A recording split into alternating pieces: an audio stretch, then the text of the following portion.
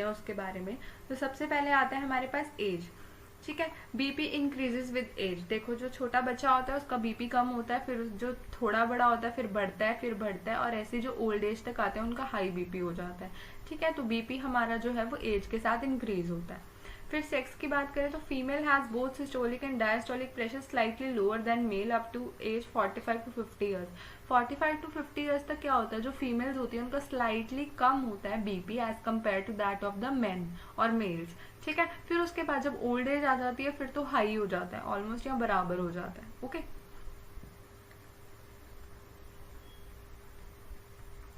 फिर हमारे पास है एक्सरसाइज। एक्सरसाइज में क्या है, during heavy exercise the blood pressure is high.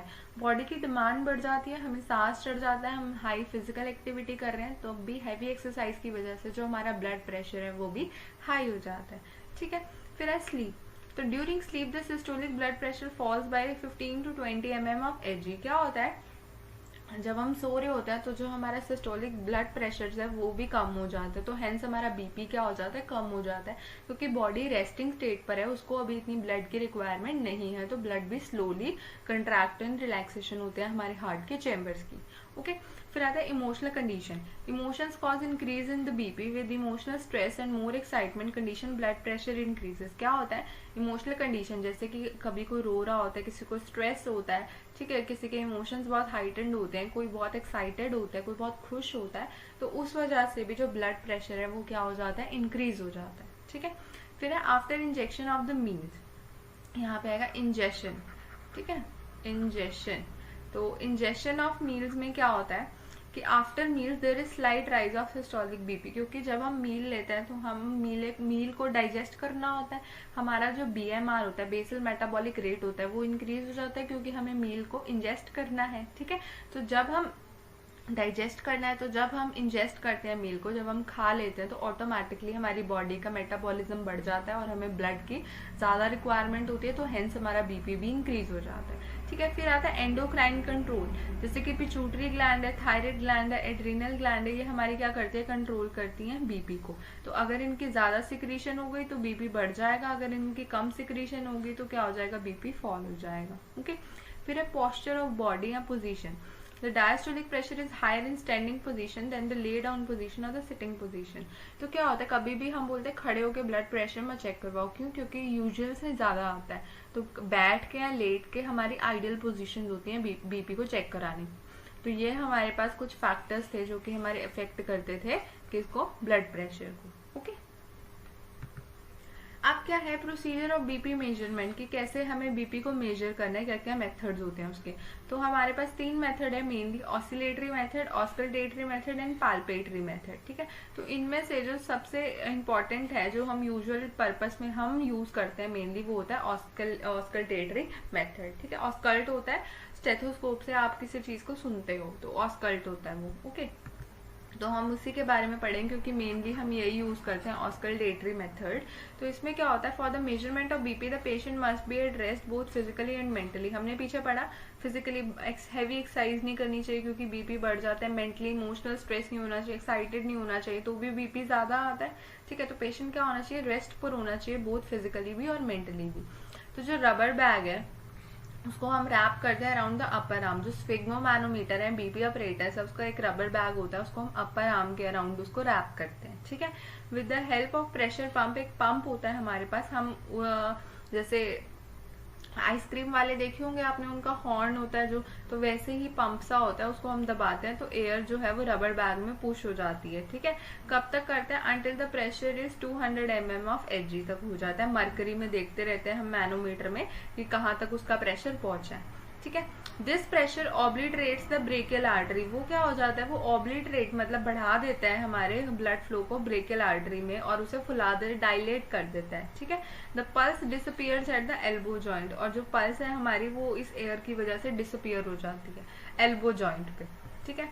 फिर क्या, स्टेथोस्कोप को हम रखते हैं एल्बो पे और हार्ट साउंड ऑब्जर्व करते हैं, ठीक है। स्टेथोस्कोप को रखते हैं मेनली ब्रेकियल आर्टरी पे, फिर हम ऑब्जर्व करते हैं, ठीक है।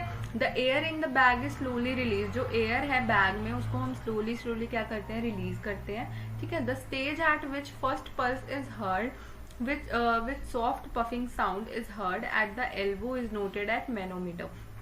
तो क्या है, जब हमने एयर निकालना, अब 200 mm ऑफ एजी तक हमने फिल करी थी एयर, तो जो एयर है वो हम जब निकालना स्टार्ट करेंगे धीरे धीरे, तो जब पहली स्टेज, जब हमें पहली पल्स, हमें सॉफ्ट पफिंग नॉइज हमें सुनेगी एल्बो जॉइंट पर, तो हम उसकी रीडिंग को नोट कर लेंगे। वो हमारा कौन सा हो गया, सिस्टोलिक बीपी, मतलब ऊपर का बीपी हो गया हमारा।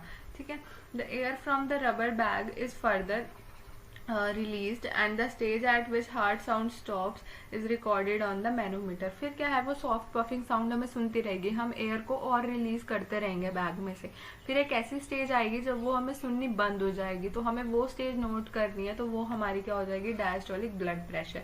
तो क्या होता है, सिस्टोलिक क्या हो गया, जब हमें वो हार्ट साउंड सुननी स्टार्ट हुई, और डायस्टोलिक क्या हो गया, जब वो रुक गई हमको सुननी। तो यहाँ से यहाँ तक का जो बीपी, जैसे सपोज ये 120 था, ये 90 था, तो ये हमारा क्या हो जाएगा, बीपी हो जाएगा। ठीक है, तो ऐसे हम ब्लड प्रेशर को क्लिनिकली मेजर करते हैं। ओके, तो ये देखो हमारा इन्होंने दिया हुआ है, ये हमारा रबर बैग है, ठीक है, और ये हमारे पास पंप है, और ये हम स्टेथोस्कोप से यहाँ लगा के साउंड को सुनते हैं। ठीक है, तो ये क्या है, देखो ध्यान से, ये मरकरी का कॉलम है हमारा, तो यहाँ तक तो उसको कोई साउंड नहीं सुनी, यहाँ तक उसको कोई साउंड नहीं सुनी, यहाँ पे 120 पे आके उसको पहली साउंड सुनी। ठीक है, sound heard, arteries opening and closing, यहाँ तक उसको सुनी। उसके बाद ये 80 तक सुनी उसे डायस्टोल, दैट मीन्स वो, और 80 के नीचे उसको फिर से कोई साउंड नहीं सुनी। ठीक है, तो ये हमारा 120/80 क्या हो गया, उसका ब्लड प्रेशर हो गया। ओके, तो ऐसे हम बीपी को मेजर करते हैं। अब हमारे पास क्या आते हैं, डिफरेंट कार्डियोवास्कुलर डिसऑर्डर्स। हमारे पास काफी तरह के डिसऑर्डर्स होते हैं हार्ट से रिलेटेड। ठीक है, तो इनमें हमारे पास दो कैटेगरीज आ जाती है, डिसऑर्डर्स ऑफ हार्ट, एक तो हार्ट की जितनी बीमारियां हैं वो, और disorders of the blood vessel, जो ब्लड वेसल्स की प्रॉब्लम्स है। डिसऑर्डर्स ऑफ हार्ट की बात करें तो इसमें आता है हमारे पास rheumatic heart disease, bacterial endocarditis, hypertension, hypotension, congestive heart failure, congenital heart disease, cardiac arrhythmia. Cardiac arrhythmia में आता है atrial fibrillation, ventricular fibrillation, heart block, angina pectoris, myocardial infarction, tachycardia, bradycardia, palpation. Okay, और disorders of blood vessels में आ जाते हैं हमारे पास disorders of arteries और डिसऑर्डर्स ऑफ वेन। आर्टरीज में आ जाता है arteriosclerosis, arteritis, coronary artery occlusion. Okay, और वेन्स में आ जाता है वेरिकॉज वेन, थ्रोम्बोसिस और एम्बोलिज्म। तो ये हमारे पास डिसऑर्डर्स आ जाते हैं। तो इनमें से जो जो आपके सिलेबस के अकॉर्डिंग इंपॉर्टेंट है वो पढ़ते हैं हम एक एक करके।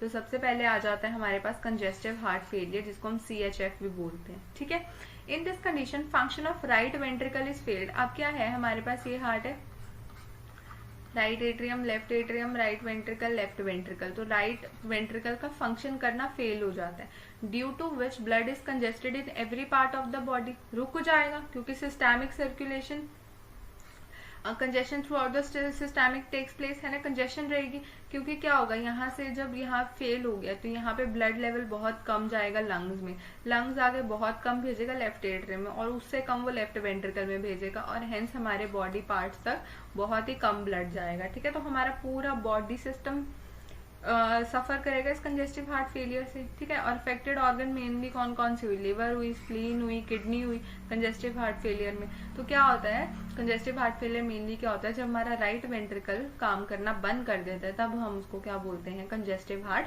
फेलियर। ओके, फिर आता है एंजाइना पेक्टोरिस। एंजाइना पेक्टोरिस होता है दिल का दर्द, मतलब जब हमारी हार्ट के अराउंड वाले एरिया, चेस्ट के अराउंड वाले एरिया में दर्द हो रही है। ठीक है, तो उसको हम बोलते हैं एंजाइना पेक्टोरिस। एंजाइना पेक्टोरिस हमारा पेन ही है, बेसिकली क्या है, पेन का नाम ही है। ठीक है, तो क्या होता है, it means pain in the chest due to abnormal coronary blood circulation. हमारी कोई भी, जरूरी नहीं है अबनॉर्मल कोरोनरी ब्लड सर्कुलेशन, कोई मसल स्पाज्म है, वहां पे मसल्स कंट्रैक्ट हुई है, मसल पुल हुई है, किसी भी कारण जब हमारी चेस्ट में पेन होती है तो उसको क्या बोलते हैं हम, एंजाइना पेक्टोरिस। ओके, फिर आता है हमारे पास congenital heart disease. Congenital term होती है हमें जब बाय बर्थ वो चीज होती है, क्या होती है, बाय बर्थ। तो बाय बर्थ ही अगर किसी को हार्ट डिसीज है तो उसे क्या बोलते हैं हम, congenital heart disease. Okay, heart disease में भी कंजेनाइटल भी हो सकती है। Most of the defects are observed in the formation of septum dividing heart into right and left side. ज्यादातर हमें क्या देखने को मिलता है कि सेप्टम ही प्रेजेंट नहीं होता, जो कि हार्ट को राइट और लेफ्ट में डिवाइड कर रहा होता है।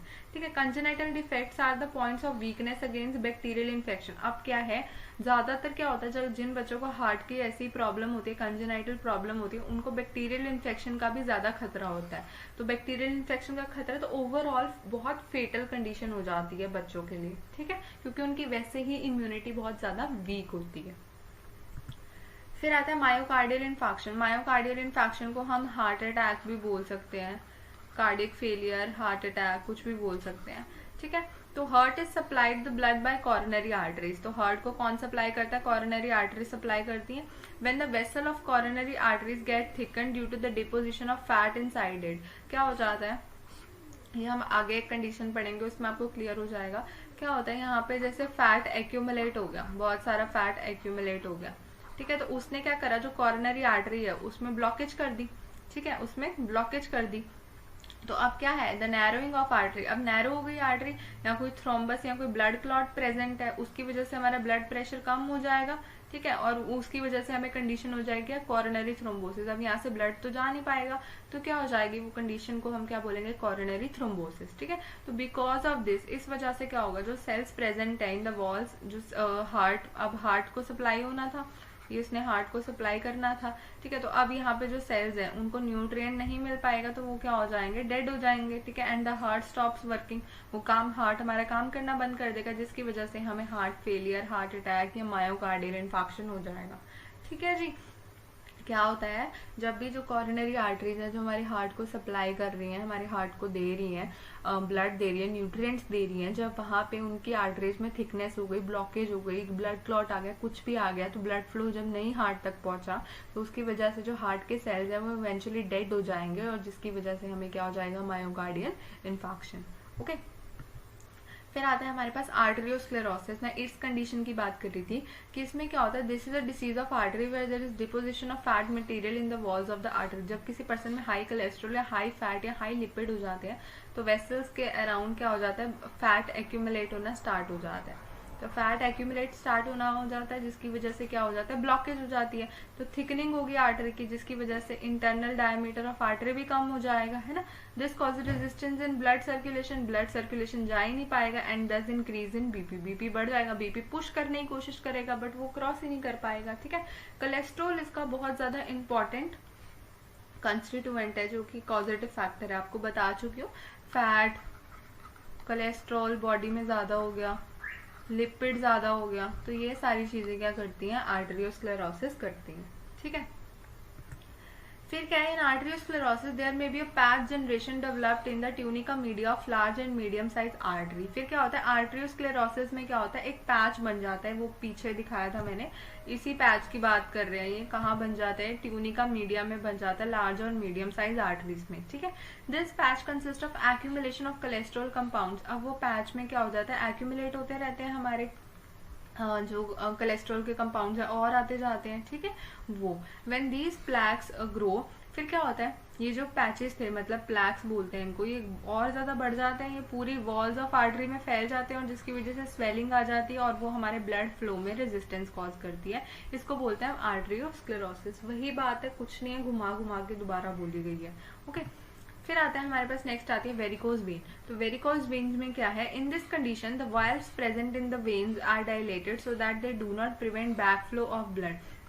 क्या होता है, ये हमारे वेन्स है, यहाँ पे हमारे वाल्व्स प्रेजेंट होते हैं। वाल्व्स का काम क्या होता है, यहाँ पे ब्लड फ्लो कराना, ठीक है। और क्या होता है फिर इनका, ताकि ये जो ब्लड है ये वापसी मुड़ के बैक फ्लो ना मारे, तो ये वाल्व्स इस चीज को प्रिवेंट करके रखते हैं, ठीक है। तो अब क्या होता है, वेरिकोज वेन की कंडीशन में जो वाल्व्स हैं वो डायलेट हो जाते हैं, वो काफी ज्यादा खुल जाते हैं। तो नॉर्मल कंडीशन थी, वेरिकोज वेन की बात करें तो ये हमारे फ्लैप्स ऐसे हो जाते हैं, डायलेट हो जाते हैं, ठीक है। तो अब क्या है, यहाँ से ब्लड जाएगा, यहाँ से पहुंचा, यहाँ से बैक फ्लो भी कर सकता है ब्लड, क्योंकि ये इनको रोकने वाले हैं नहीं, क्योंकि डायलेट हो चुके हैं, तो ये बैक फ्लो ऑफ ब्लड को नहीं प्रिवेंट करते। तो ये कंडीशन क्या होती है, वेरिकोज वेन, ओके। तो ये हमारी कुछ डिसीजेस थी हार्ट के बारे में। आज हमने पढ़ा कार्डियक साइकिल पढ़ा हमने, ठीक है, कंडक्शन पढ़ा हार्ट में, हमने सर्कुलेशन पढ़ी, सिस्टमिक एंड पल्मोनरी। सो ये हमारा चैप्टर आज हो गया कंप्लीट, जो कि कार्डियोवास्कुलर